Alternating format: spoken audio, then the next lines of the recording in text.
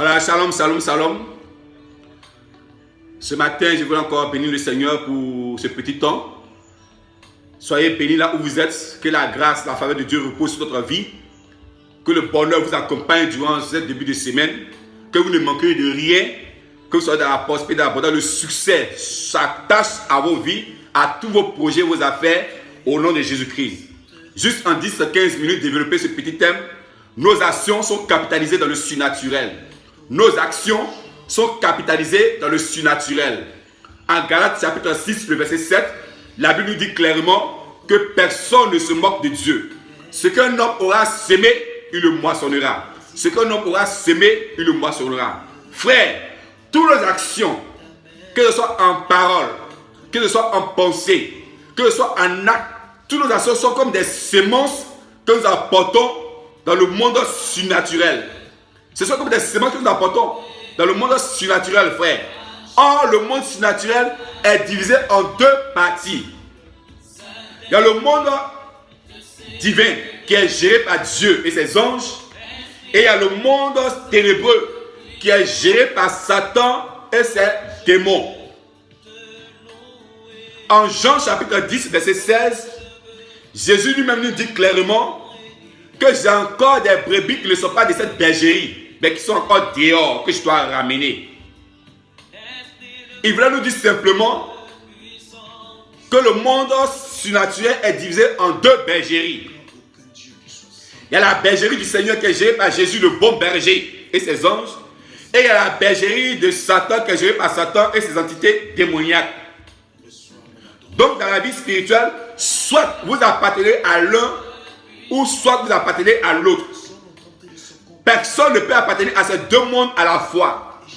Tu ne peux appartenir au monde des ténèbres en même temps vouloir appartenir au monde de la lumière. C'est impossible, ça ne se fait pas.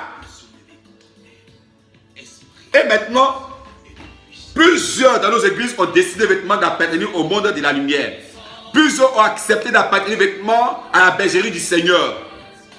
En 2 Corinthiens chapitre 5 verset 17 nous dit ceci: si quelqu'un est en Christ, il devient une nouvelle création. Les choses anciennes sont passées. Voici, toutes choses sont devenues nouvelles. Mais malheureusement, aujourd'hui, dans nos églises, aujourd'hui, dans le corps du Christ, dans le milieu chrétien, plusieurs ont accepté de venir à la lumière, mais toutefois, elle n'a pas laissé les choses anciennes. Elles sont restées vêtements dans la même création. Elles sont restées vêtements dans la vie, dans la vieille nature. Beaucoup ont accepté de marcher dans la bergerie du Seigneur, mais en gardant le vieux manteau, en gardant la vieille nature. Alors la Bible dit que non, les choses anciennes sont passées. Mais les choses anciennes demeurent alors que nous sommes responsables à l'église. Nous sommes pasteurs, nous sommes prophètes, nous sommes évangélistes, nous sommes docteurs, nous sommes du service d'ordre, nous sommes responsables de jeunesse, nous sommes responsables des services d'ordre, nous sommes diaconaises, et les anciennes choses demeurent avec nous. Comment est-ce que nous pouvons appartenir au royaume de la lumière, toutefois demeurer avec les choses anciennes dans notre vie? Notre vieille nature, notre vieille manière de penser, sans renouvellement d'intelligence. Le Seigneur nous interpelle ce matin, frère. Le Seigneur nous interpelle à changer notre manière de faire, à veiller sur notre conduite. Il faut que nos actions contribuent au développement du royaume de Dieu. Toutes nos actions, en acte, en pensée, en parole, même en tenue vestimentaire, doivent contribuer au développement du royaume du Seigneur et non pas à dégrader le royaume de Dieu. Où est-ce que je me trouve? Dans la bonne bergerie ou bien dans la bergerie de Satan? Tu peux jeûner, prier, louer le Seigneur, adorer. Mais si tes actions ne parlent pas en faveur de l'Éternel, tu recevras la récompense de tes actions. Toutes tes actions seront enregistrées dans le surnaturel. Toutes nos actions sont capitalisées là-haut. Et au moment opportun, cela nous revient en signe d'exaucement, soit en bénédiction, soit en malédiction, soit en succès, soit en échec, soit en faveur, soit en disgrâce. Toutes nos actions sont capitalisées, sont enregistrées, sont prises en compte. Ce que tu dis aujourd'hui dans le secret est pris en compte là-haut. Ce que tu dis vêtements de ton voisin, de ton frère et soeur, c'est pris, cela c'est enregistré là-haut. Et au moment opportun, cela te reviendra en forme de bénédiction ou de jugement.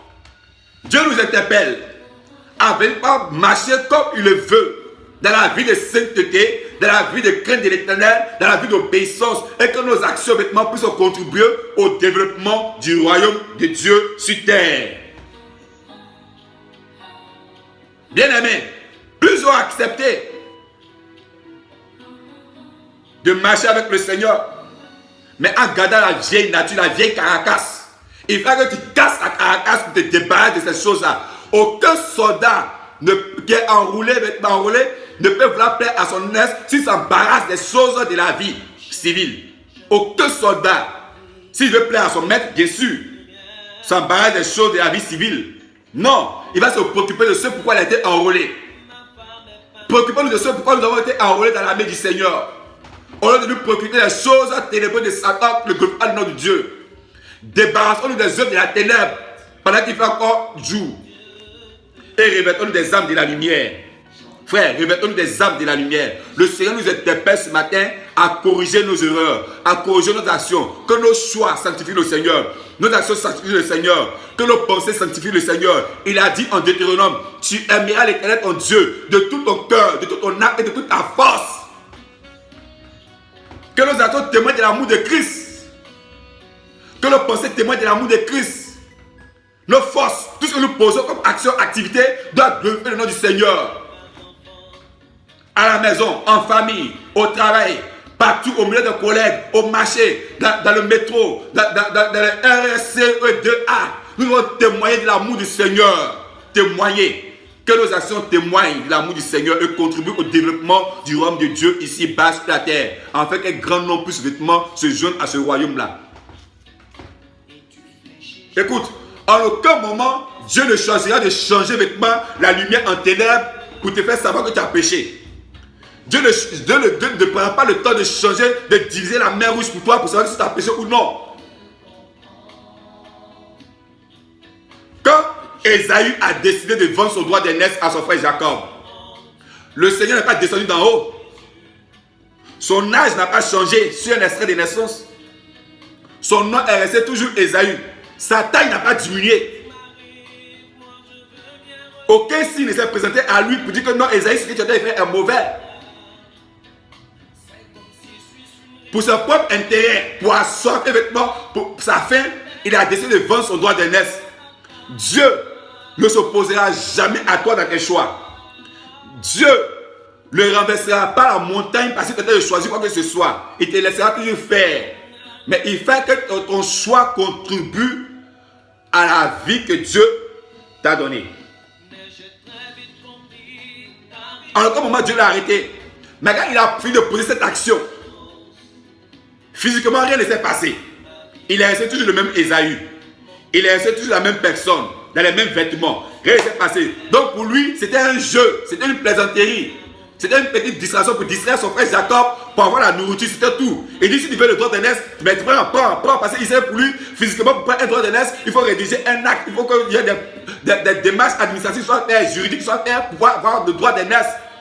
Rien aussi longtemps que rien n'était fait pour lui, il s'est dit que non. Mais il a oublié que son action qu'il posait était déjà prise en compte dans le royaume spirituel. La parole qu'il a libérée, la déclaration qu'il a fait pour dire à Jacob, je te donne mon droit d'aînesse, il a oublié que ça a été enregistré en haut. Toutes nos paroles sont enregistrées dans le royaume spirituel. Ce qu'il a dit à Jacob, au même instant, il y a eu changement en haut. Au même instant, il y a eu transfert de loi, de bénédiction. Au même instant, il y a eu transfert de position. La gloire qui était sur sa vie, l'étoile qui était sur sa vie est passée de sa vie à la vie de Jacob. Tu peux perdre une bénédiction à cause d'une simple parole, à cause d'un simple engagement. Arrête de plaisanter. Arrête de jouer. Tu es un enfant de Dieu. Dieu te veut le sérieux et réclame de toi le sérieux. La plaisanterie n'est plus pour toi. Satan est tellement engagé qu'à la moindre erreur, nous tombons. À la moindre erreur, nous détruisons ce que nous avons pris le temps pour bâtir. L'ennemi est capable en une seule seconde de détruire ta destinée, de détruire ton histoire, parce que tu as prononcé une simple parole qui a été enregistré dans le royaume, qui témoignera contre toi au moment opportun, soit en bénédiction, soit en malédiction, soit en bien ou soit en mal. nos actions sont capitalisées là-haut. Rien n'échappe au surnaturel. Rien n'échappe au surnaturel. Rien n'échappe au surnaturel. Tout ce que tu dis, tu fais, tu penses, cela est enregistré là-haut. Dieu, cela, soit dans le royaume des ténèbres, cela est enregistré, soit dans le royaume de la lumière, cela est enregistré. Au moment opportun, tu recevras la visitation d'une personne. Tu seras visité au moment opportun. Donc ce matin, je t'interpelle. Je m'interpelle aussi.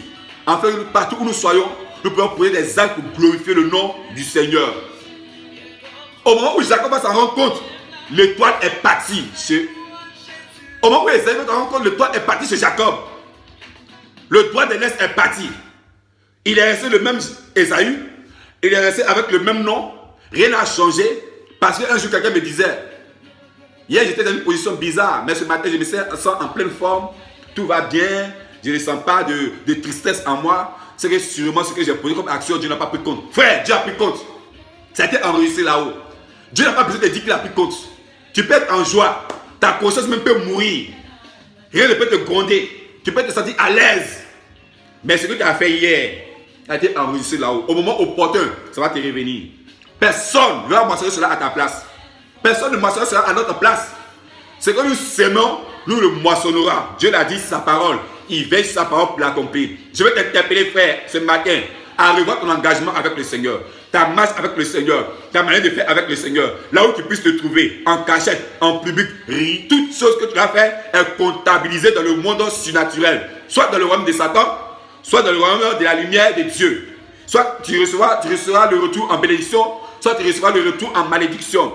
Donc, nous sommes appelés vêtements à faire ce que Dieu nous demande de faire pour que son nom soit glorifié au nom de Jésus-Christ de Nazareth.